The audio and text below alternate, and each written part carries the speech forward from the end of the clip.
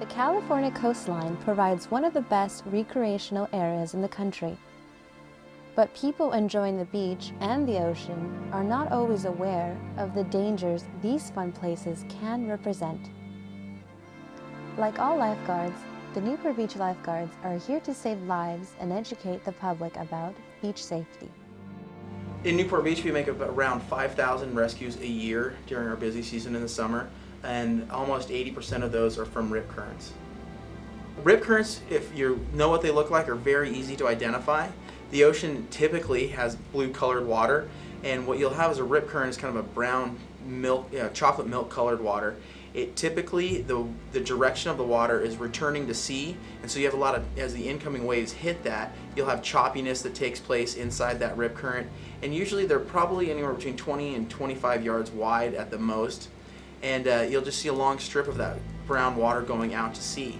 And so if you ever get caught in a rip current, identifying it from that choppy water, a strong current pulling you out into deeper water, and that discoloration, you know that if you swim sideways to where the water is blue again, once you hit that blue water, it's a safer place to come in from, and you start turning back towards the beach and swim in, trying to use the wind and the waves to help you as you get pushed up the beach.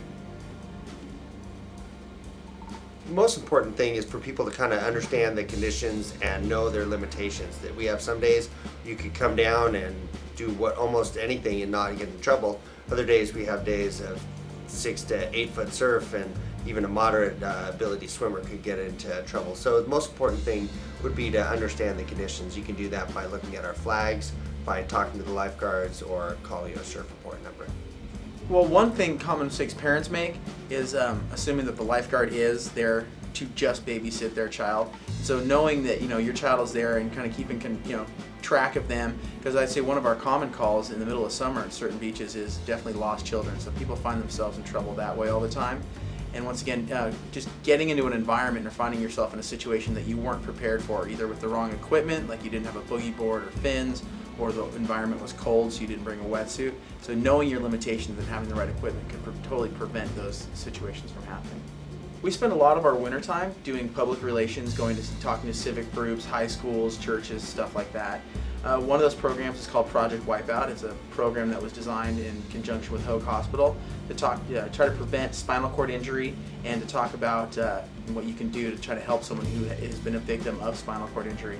We also have a program where we go into the high schools. We teach beach safety and CPR to all the driver's ed and health and safety classes as well. Well, one thing you can do is, on any day you go to the beach, is try to find out what the environmental factors are that day. Is it going to be warm or cold? Is it going to be, is the surf going to be large? Try to find out what you're getting yourself in for before you ever leave the house that day. And that'll help you bring the right equipment. That'll help you bring sunscreen if if it's going to be a really sunny and hot day. And those are the things that you want to do. As you get to the beach, take a second to look around.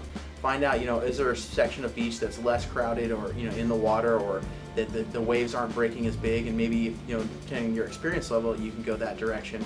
But also, as you're walking along the beach and coming out to the berm line, look at the signs that you're passing. The lifeguards daily put up signs that'll tell you what the conditions are, whether it's safe or to use caution, or if it's a hazardous day to go in the water. And also there's just some standing posted signs that'll give you some advice about submerged objects and stuff like that. So kind of look around, soak in your environment, and choose a safe spot to go that day.